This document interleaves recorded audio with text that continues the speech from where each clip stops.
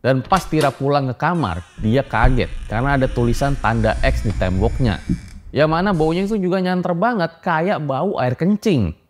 Karena takut, si Tira langsung laporan ke Bella sambil nangis-nangis.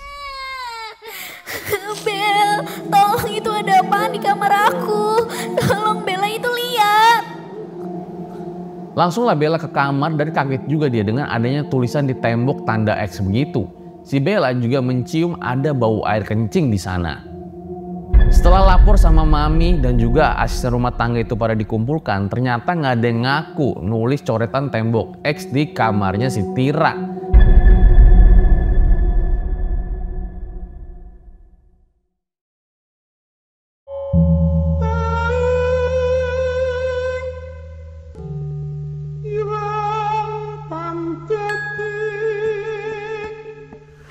Setelah cerita pengantin setan viral dan trending di YouTube RJ5, nah ternyata para elang dan RJ Satset ini banyak tuh kirim di komen cerita yang serupa dengan kisahnya Anggi. Nah ini gue dapat satu kisah yang lebih wah gila sih dan lebih serem lagi karena satu keluarganya itu sampai hancur bertubi-tubi dan bahkan ibunya sampai meninggal dunia. Tapi sebelum dimulai guys, gue pengen ngasih tahu kemarin terima kasih buat para elang dan RJL Satet yang udah pre-order nih baju RJL nih. Nah ini salah satu baju yang paling gue suka modelnya. Siapa yang lebih seram nih? Antara hantu, koruptor, tikus kantor, apa oligarki? Nah kemarin PO1 itu udah 100-an lebih yang beli. Sekarang PO2 lagi dibuka dan ini cuma 2 minggu. Waktunya terbatas, jangan sampai kalian ketinggalan nih. Kalau ini salah satu lah favorit gue nih baju yang ini nih. Langsung aja kita mulai. Berikut adalah ceritanya.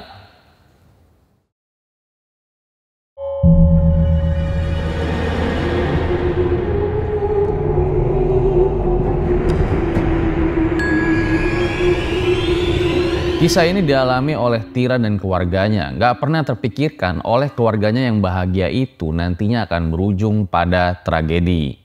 Keluarga kecil ini punya 3 orang anak, di mana Tira ini punya kembaran yang namanya Bella. Nah, keluarga mereka ini bisa dibilang adalah keluarga yang berkecukupan.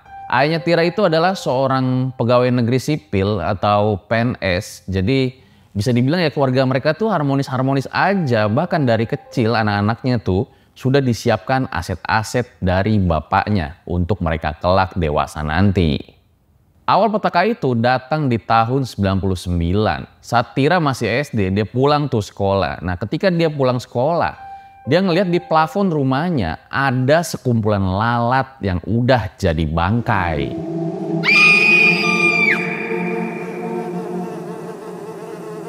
Cukup mengerikan bagi seorang anak SD melihat ada kejadian bangkai lalat. Dan ini nggak hanya terjadi sekali atau 2 kali aja kejadian bangkai lalat ini.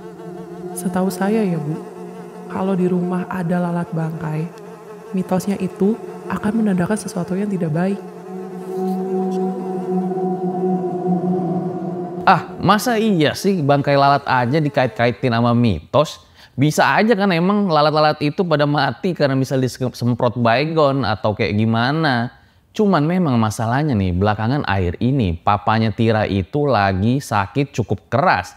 Dan bahkan beberapa kali tuh sampai ngomongnya itu ngalor ngidul. Contohnya kayak gini. "Ma, kalau tiba-tiba aku nggak ada, nanti tolong ketemu sama Pak Luis ya. Dia tinggal di Jogja.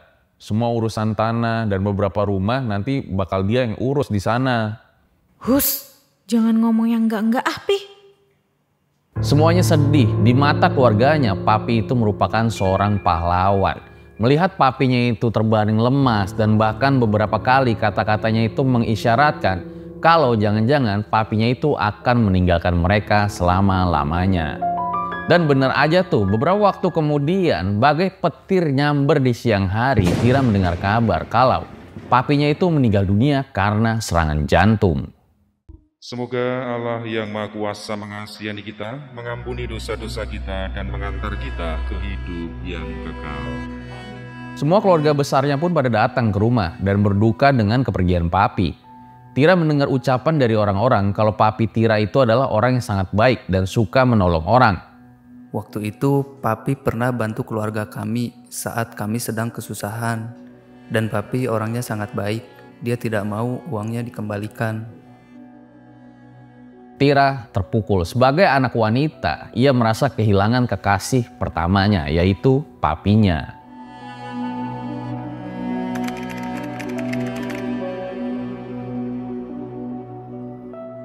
Sebulan kemudian dari kejadian itu, kondisi keluarga ekonomi Tira ini udah mulai berubah. Karena kan maminya ini kerjanya itu sebagai ibu rumah tangga. Nah, jadi mau nggak mau kepake terus tuh tabung-tabungannya untuk mengeluarkan biaya-biaya kebutuhan anak-anaknya.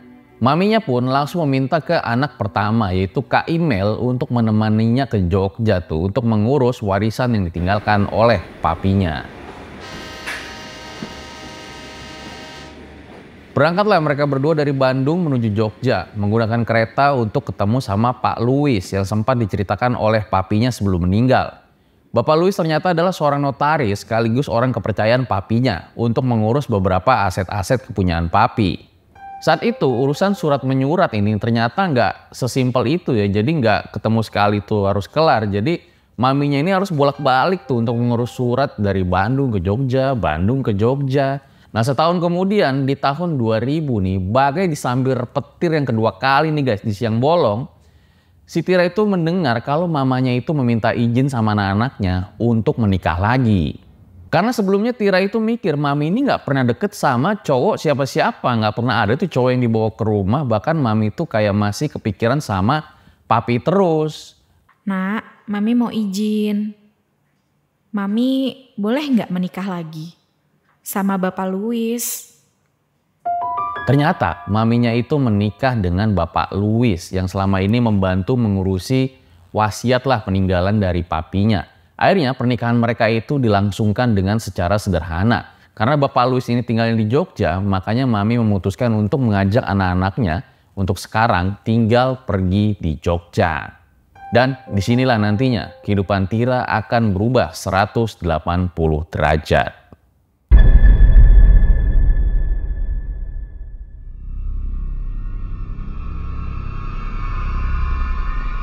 Saat itu Tira ngeliat rumah barunya nih. Wah, ini rumah baru kita nanti ya. Rumah itu terlihat besar dan banyak pohon-pohon yang masih asri gitu loh. Nah, mereka ditemukan atau dikenalkan lah dengan namanya Mbak Lalan dan juga Mas Tono.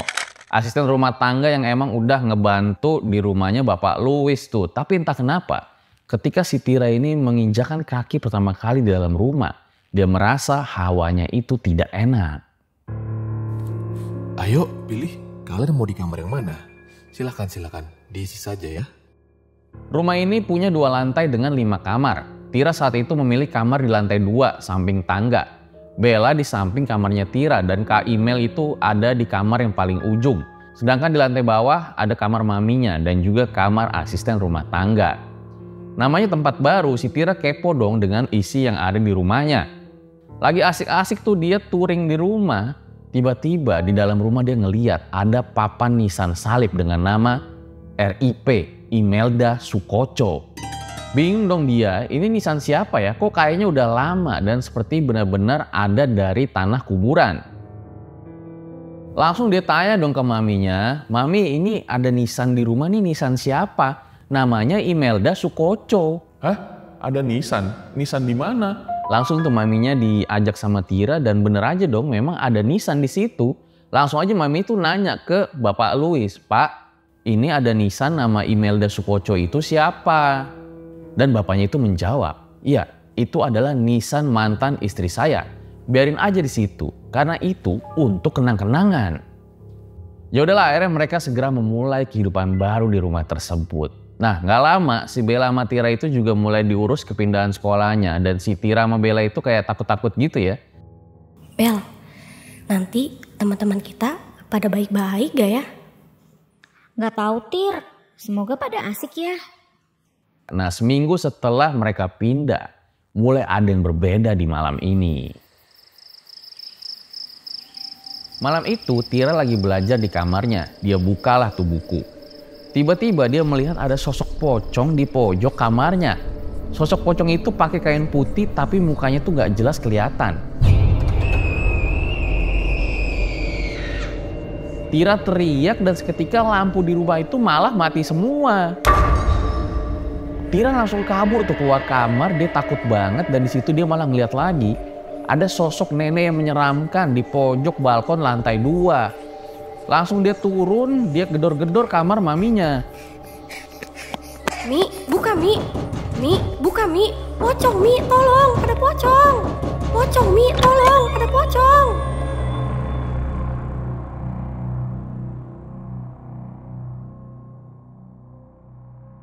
Maminya kebangun dengan ekspresi panik dong. Hah? Kamu kenapa Tira? Itu Mi, tadi di kamar ada pocong sama nenek-nenek. Pocong? Maminya langsung nenangin Tira lah. Itu mungkin halusinasi kamu aja kali sayang. Kamu mungkin kecapean. Di sini aman-aman aja Tira. Maminya coba menenangkan tuh si Tira yang mulai nangis kejer. Setelahnya si Tira itu nggak berani balik lagi ke kamar. Jadi dia tiduran aja tuh di ruang TV sambil nonton TV. Nah pas dia lagi nonton TV itu dia ngedenger kayak di loteng rumahnya itu ada suara orang lagi jalan tuh. Duk, duk, duk. Gak lama si Bella itu keluar dari kamar karena dia ngedenger ada suara rame-rame tadi. Nah disitulah si Tira bilang sama Bella. Kenapa Tir? Kok kamu ada di sini? Kak, tadi ada pocong Kak, aku takut. Hah? Pocong? Pocong apaan? Nah pas mereka lagi ngobrol berdua, mereka ngedengar seperti lagi-lagi ada suara orang jalan di loteng atap rumah mereka. Disusul suara orang nimpuk batu di atap mereka. Kak, suara apa nih tuh Kak?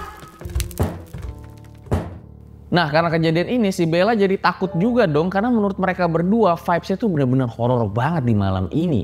Karena ketakutan jadilah tuh mereka bertiga tidur di kamar maminya bareng-bareng. Inilah kejadian horor pertama yang dialami di rumah ini.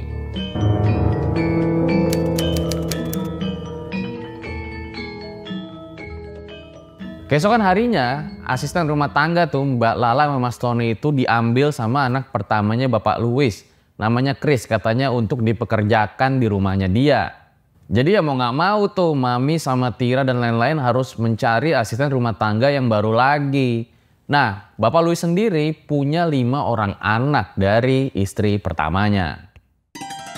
Karena nggak ada asisten rumah tangga, kebetulan si Tira ini ngeliat Bapak Louis itu lagi duduk di ruangan khusus punya beliau. Yaudah langsung aja disamperin dong sama Tira. Pak, mau kopi nggak? Apaan sih kamu? Loh, kok ditawarin kopi malah marah-marah? Yaudah langsung si Tira aja tinggalin tuh. Sambil dia juga shock ya. Kok Bapak Louis sih kayak gini ke dia gitu loh. Kekosongan asisten rumah tangga ini untungnya cuma 2 hari aja. Mereka berhasil dapat gantinya, Mas Untung dan Mbak Ija. Walau baru ternyata pekerjaan mereka itu gesit juga. Malamnya Mbak Ija ini lagi ngambil air minum di dapur. Hingga dia dengar seperti ada suara orang jalan dari loteng rumah karena itu jelas banget. Tapi Mbak Ija pun nggak pengen menghiraukan suara itu. Beberapa malam tuh terus terdengar suara orang jalan di loteng. Yang membuat Mbak Ija ini merinding dan juga ketakutan. Karena dia takut ada maling, rampok atau gimana kan. Paginya langsung lah dia nanya tuh ke Bella, kembaran Tira yang emang tidurnya di atas. Mbak Bella, itu kalau malam kok di atas loteng suka ada yang jalan-jalan ya Mbak? Loh, Mbak Ija denger juga. Biarin aja Mbak, mungkin ayam kali. Hah? Ayam? Ayam tuh jalan di loteng konsepnya tuh kayak gimana coba? Nah inilah awal nih sebelum tragedi naas itu akan terjadi di rumah terkutuk ini.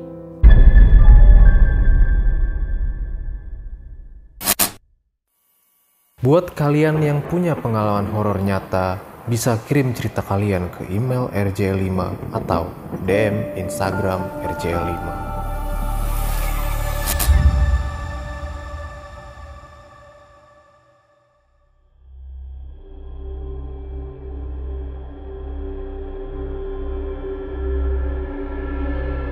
Sudah beberapa waktu Mami dan anak-anaknya itu tinggal di sini. Mereka udah mulai bisa beradaptasi ya sama lingkungan baru. Nah, Bapak Louis tuh kalau lagi libur suka ngajak beberapa kali lah anak-anaknya itu makan siang di luar. Tapi ini anak-anaknya dari istri yang pertama. Jadi Bapak Louis ini adalah tipikal bapak yang sebetulnya jarang ngomong sama anak-anaknya. Waktu itu Bapak Louis lagi keluar rumah. Nah, Maminya ini buka-buka lah tuh surat-surat, deposit-deposit. peninggalan dari almarhum suaminya. Nah disinilah maminya itu terkejut karena dia nemuin surat perjanjian utang piutang tuh antara Bapak Louis dengan suaminya. Yang mana ternyata Bapak Louis ini punya utang sama almarhum suaminya dan nilai itu cukup besar, kira-kira seharga 2 unit rumah. Di situ maminya tuh baru tahu, oh ternyata bapak ini punya utang sama almarhum suaminya. Nggak tahu dia udah dibayarin apa belum. Dan juga di situ dia juga menemukan ada 1 buah surat cinta nih dari adik almarhum istrinya Bapak Louis kepada almarhum suaminya. Di situ maminya ngerasa bingung, sepertinya ada yang disembunyikan oleh Bapak Louis dan keluarganya ini. Besoknya tiba-tiba anak-anak dari Bapak Louis ini datang ke rumah dan maminya itu sempat nyinggung lah masalah utang dari Bapak Louis. Dan alangkah kagetnya si mami mendengar jawaban dari anak-anaknya. Loh, kamu kan sudah jadi istri bapakku. Ya berarti peninggalan dari almarhum suamimu itu ya untuk kita juga dong. Mendengar itu mami shock ya dan mulai berpikir kayaknya emang ada yang aneh dan ditutup-tutupin nih dari keluarganya Bapak Louis. Apalagi Bapak Louis ini kan juga kepercayaan bapaknya. Pasti ya tahulah semua harta benda dari papinya Tira. Tapi maminya ini kayak belum cerita lah ke Tira dan juga anak-anaknya ya tentang kecurigaan dia terhadap keluarga dari Bapak Louis. Malamnya sehabis pulang sekolah tuh, Tira kan biasalah masuk kamar dan pengen tidur. Nah ketika dia pengen tidur, dia itu mendengar ada suara gagang pintunya itu dimain-mainin gitu loh. Cek, cek, cek, cek, cek, cek, cek. Tapi tiba-tiba gagang pintu itu nggak bunyi lagi gitu loh. Karena Tira penasaran dan nggak ada jawaban juga dari luar, dibukalah itu pintu tuh. Cas. Dan pas dibuka itu ternyata nggak ada siapa-siapa di luar. Si Tira langsung merinding, pintunya langsung ditutup dan dia langsung selimutan tuh. Takut kalau misalnya ada hantu yang muncul lagi di malam ini.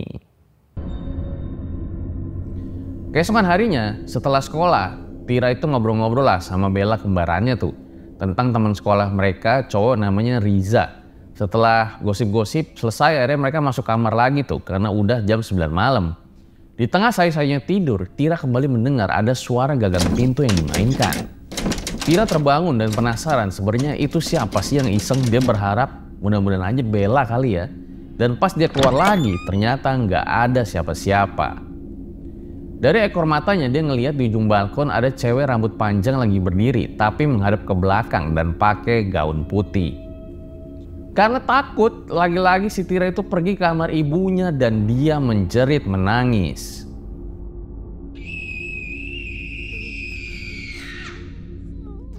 Mami itu bingung ya sebenarnya apa sih yang menimpa keluarga mereka. Kenapa ketika kepindahan ke rumah ini anak-anaknya itu jadi kaitannya sering melihat hantu, sering menangis, ya sering ngalamin hal-hal yang di luar logika lah. Padahal sebelumnya kan anak-anaknya tuh nggak kayak gitu.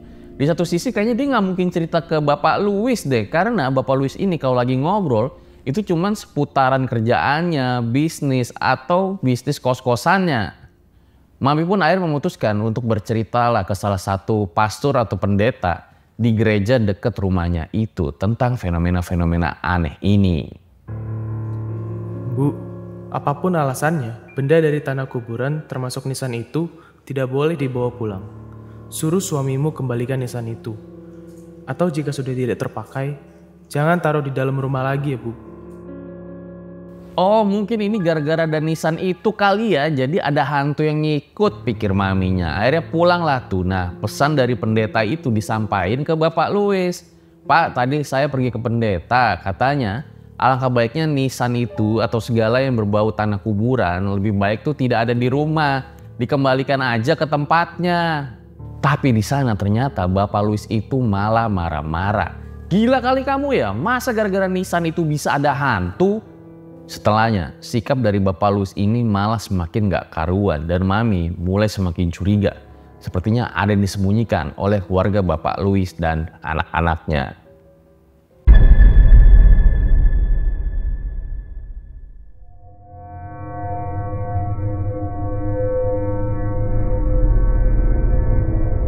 Selepas maghrib, Tira ini pengen nonton TV, yaudah dia pergi tuh ke kamar Bella. Nah pas dibuka ternyata Bella ini tidurnya lagi nyenyak. Ya udah akhirnya ditutup lagi tuh. Otomatis si Tira pergi sendirian dong ke ruang TV karena maminya itu lagi pergi belum balik ke rumah. Turunlah di situ si Tira ke ruang TV. Nah, dari kejauhan dia ngeliat ada satu orang yang kayak berdiri tuh di deket TV. Di situ dia mikir dong, Ija, Mas Untung. Tira turun dan mendekat ke arah orang yang lagi berdiri seperti mematung aja tuh di pojokan. Ternyata itu sepertinya seorang pria yang sedang memakai jubah warna hitam. Belum ada perasaan curiga atau gimana, nah pas dari dekat barulah kelihatan. Kalau tangan dari jubah hitam itu seperti gosong dan kukunya itu sangat panjang. Tiba-tiba aja sosok itu pergi sekelebat cepet banget. Yang buat Tira ini kaget dan sadar kalau itu bukanlah Bi Ijah atau Mas Untung. Tira nangis, dia langsung lari pergi ke kamarnya dan mengurung diri. Kejadian horor terus terjadi, terutama dengan sosok jubah hitam ini. Dan bukan Tira doang, si Bella itu juga sering lihat ada sosok jubah hitam di dekat ruangan TV. Bella, Tira tuh jadi makin sering sakit-sakitan tuh setelah kejadian jubah hitam ini. Dan mereka berdua tuh juga sering teriak-teriak ketakutan karena sosok jubah hitam ini. Sama maminya langsung dibawa ke dokter kalau mereka berdua itu sakit dan bahkan juga sempat dibawa ke psikolog. Karena takutnya kejiwaan mereka itu nantinya akan bermasalah.